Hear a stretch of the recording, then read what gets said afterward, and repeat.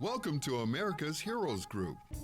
And welcome back to America's Heroes Group, this time with our roundtable and our partner and sponsor, Tabak Law Firm, LLC. Today is Saturday, June 18th, 2022, on this Father's Day weekend. June is LGBTQ plus Pride Month. You just heard our host during the break, Kelley. I'm Sean Claiborne, the co-host. Our executive producer is Glenda Smith, and our digital media producer is Ivan Ortega of Scouts Honor Productions. And we have our partner on the line, Irelan Karas, Veterans Benefits Attorney with Tabak Law Firm, based out of Milwaukee, Wisconsin, with offices located across the country. How you doing? Good. How are you? Doing pretty good. Thanks for having me this Juneteenth weekend. It's shaping up to be a beautiful weekend. That's right. And then also, you have some things to tell us about some legislation coming down the pipeline as well. Oh my goodness, we have so many things to talk about. I'm not even sure where to start. So I'm going to start with my phone number because we're going to cover a lot of ground in a little bit of time. My phone number is 414-375-1735, 414-375-1735. So we've got a couple of really big things happening right now, and they're kind of two different directions, if you will. We have the PACT Act that came down in April, and that affects mostly our Gulf War era veterans. But then, I believe it was passed yesterday or Thursday, that we have the Camp Lejeune Justice Act that came through as well, which is about our Marine Corps veterans through approximately the mid-1980s. And both of those things give our veterans some hope to some relief for some of the issues and the sicknesses that have come from, the burn pits, but also from the bad water contamination at Camp Lejeune. So they're both phenomenal in and of themselves. The Burn Pit Act, the PACT Act is great because we've been asking for years for comprehensive coverage or comprehensive benefits for our veterans that were in burn pit areas during the Gulf War. I don't think that this act is the end-all, be-all, but it certainly is a start. It gives our veterans presumptions similar to what our Agent Orange exposed veterans were able to receive. So what that means is when you file for a service-connected disability, you need to have a current diagnosis. You need to have something that happened in service, an injury or illness, and a medical nexus connecting those two. And if you have an injury right now, as far as the burn pits are exposed, that we know was part of burn pit exposure, you don't have to prove that that illness or injury started in service on this list that they just passed back in April. So that's very exciting. We're moving in the right direction with our burn pit legislation. And is there a registry also too for veterans to sign up where they can, if they have been exposed to burn pits, where they can actually get on the registry so they can get benefits or get treatment for that? There are registries for all these things. There's a burn pit registry, there's an Agent Orange registry, and there is a bad water at Camp Lejeune registry. And all of those you can go to the VA's website and it'll point you in the right direction. So what's the progress being made on getting people, I guess, payback, for lack of a better way to describe it, or recompense for some of the things they've suffered through the military, particularly with the water in Camp Lejeune? How did that even happen? So the water thing is what just happened this past week is actually amazing. I'm very excited about it because, what we've seen over the years when we had President Obama in office, we were able to pass some legislation that finally got these people some recourse, but it was very limited in that the veterans that were serving at Camp Lejeune, they could now qualify for service-connected injuries and illnesses, which means they can get a VA monetary payment every month for this. But it stopped there. And it's problematic because we know that the people who were serving at Camp Lejeune, they were not there by themselves. They were there with their spouses. They were there with their children. And those people were also being affected. But they were not qualified to get VA benefits because they didn't fit the description of what a veteran is. So these people, the spouses and the children, they could qualify for health care benefits just simply being treated at the VA hospitals, but they weren't getting any monetary benefit. And this bill that passed this last week is something that we've never seen before. It's allowing the spouses and the children and the veterans themselves to actually sue the government for damages. And so now these people will actually have recourse for what happened to them. And I'm not sure, how much everybody has really followed the Camp Lejeune stuff, but this all came into play 20 years ago, give or take, with numerous men who came up with breast cancer in a way that was very strange that we hadn't seen before, but also people who were losing children at a rate that we hadn't seen before. And that was what kind of brought the Camp Lejeune bad water to the forefront. But there was not really any way to compensate people who, truthfully, these children, they died. Wow. So this is really, really exciting that there's now an avenue to actually sue the government for damages. Does anybody have an idea about what caused the poison water at Camp Lejeune? So there was a cocktail of toxins. It was 3 toxins that made people very sick. The most prominent one being benzene.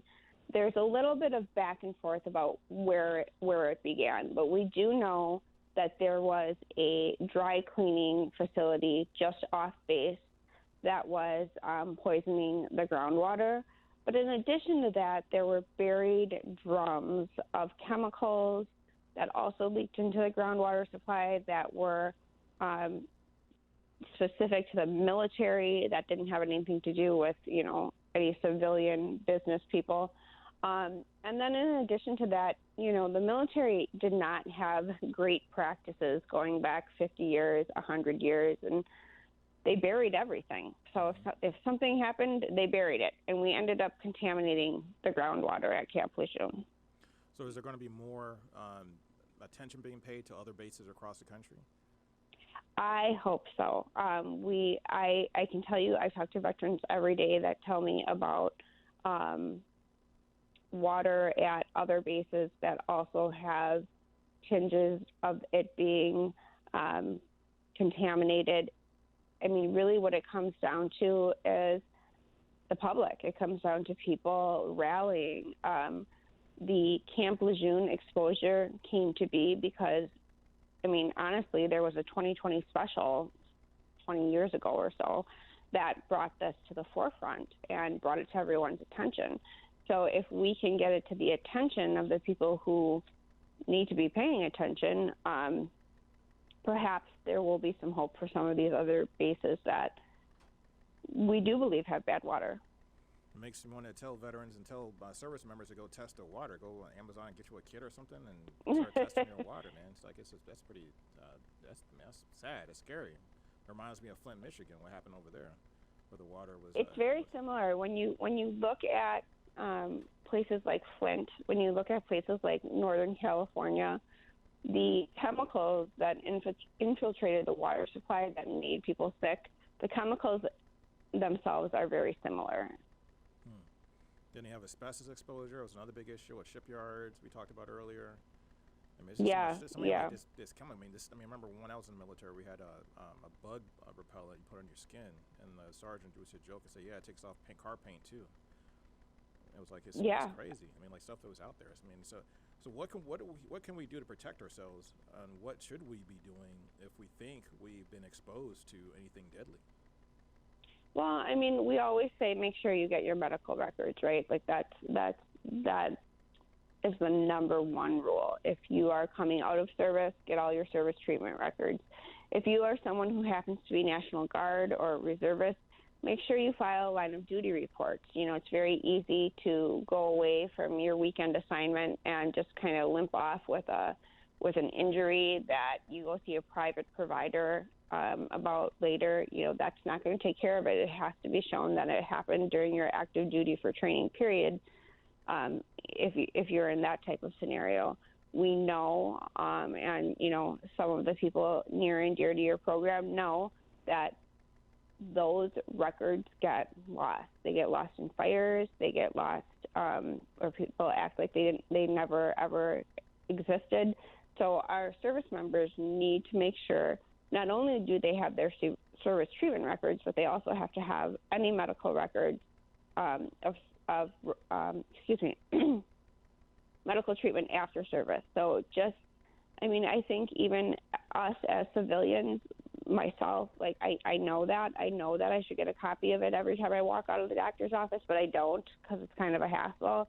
But you really have to make sure that you have your medical records, because at the end of the day, it is still a question of evidence. And do you have the evidence to show that you have an injury or you have an illness? I can't tell you how many cases I've proven in the past year based on deck logs on showing that ships were in the right place at the right time. So really, the more the records you have, the better. If you happen to be a veteran of perhaps like the Vietnam era, and I hate to talk about this in a way that sounds so grim, but if your parents are passing away, your siblings are passing away, and you're going through boxes of things and you're tossing out stuff, keep all that stuff from when you were writing letters home, from when you were serving overseas, or even if you were in country and you were writing letters home. Those become valuable evidence. That's really good advice.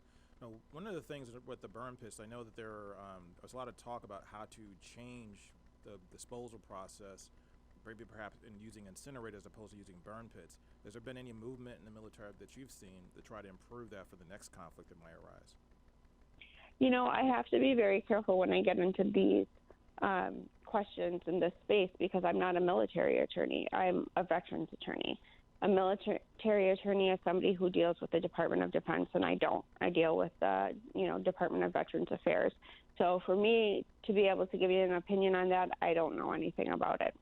Or hopefully, what I've been reading is that they're trying to revise their disposal methods. So they're trying to use these in what they could have been using, I guess, from what I understand, way back when, during the Afghan war. Because what these incinerators are able to do is they can burn more cleanly, so there's less residue and less toxins getting released into the air. Whether or not there's movement on that, I guess we have to follow up and see what's going on. But hopefully, in the next conflict we don't have these almost seem like silly mistakes or silly hazardous actions where people get sick or people get exposed to stuff that can hurt them. Yeah, and the burn pit legislation that just came down and this bad water legislation that just came down, that those are just exposure issues. We still have a whole host of veterans out there who believe that their vaccinations made them sick, and we don't have anything as far as we don't have research, or at least nothing that's enough to give a presumption. And I don't think that that's very far-fetched, but that's just another area of law that we have to look into and develop. Now you're making me think. All the vaccines I've gotten, I was in the military. When you go through basic training, they put you in this, you're in an assembly line. When all these doctors or people, I don't know if they're doctors, but people, nurses or technicians, they got these little guns, air guns, where they shoot you with about a dozen different vaccinations. So you get shots for everything from the plague to whatever, everything that's ever existed. You have some kind of vaccine for it. So you get deployed, hopefully can not get sick. But so do you see do you see a lot of pushback from the military, and people come back and say, okay, yeah, I think I've been exposed to something. I want to open up a claim. They talk to you. How responsive is the military or the VA system to claims? So, and this is where we get into the area about what a presumption is and what a presumption isn't. So this new legislation on the burn pits is important because it talks about presumptions. It talks about, being able to make a claim for a disability, and the government has already said, yes, you are presumed to have had whatever exposure, and therefore your illness presumably has to do with that exposure. Well, the pushback then becomes when you have something outside of a presumptive condition, when it's a condition that, probably has to do with exposure. And I'm not a doctor and you're not a doctor, but sometimes it doesn't take, a rocket scientist to figure out that, this stuff, it all plays hand in hand. The pushback becomes when you have to prove your own claim, when you don't have a presumptive attached to it, when you have to show that you have a cancer that is not on the list, even though there is a list of presumed cancers, but you have a cancer that's just a little bit outside, then you have to do the legwork to show the VA and to prove to the VA that your condition was in fact caused by your service. And that has to do with hiring doctors that are experts in this field. You have to find medical research that supports your theory of the claim. So that's where the pushback really comes in. And all the while, the veteran's suffering with these ailments and issues, and God knows if they can get all that information in time before God forbid they pass away. Yeah, and we're seeing, our Vietnam era is kind of getting older and older, and we're still dealing with the presumptions of that. But we've got guys that weren't in country proper, so we know they had exposure. We know they were handling toxins, but they didn't fall within the right boundaries. Things like that. Like, it becomes very, very legal. But however, I can say I'm very successful on those things, and I think I'm very good at those things. I think I'm kind of a rare breed of an attorney who not only really likes what they do, but has a personal connection to it. My family had these exposures, and that's what really motivates me to keep at this. So I really encourage people to call me, to call my firm, because we've been so successful. And in things beyond, people who were overseas, just because you were in the military, you don't have to be overseas to have had something happen to you. We're very successful with claims here stateside as well. Now, how do people connect with Tabak Law? So the best number is 414-375-1735, 414-375-1735. Our website is Tabak, Tabak, attorneys.com. That also has some information on there, about VA benefits. And then, certainly look at us on Facebook. We're all over Facebook. And also, audience, make sure you go to Facebook Live and see us on Facebook Live. So we have a lot of information on our screen.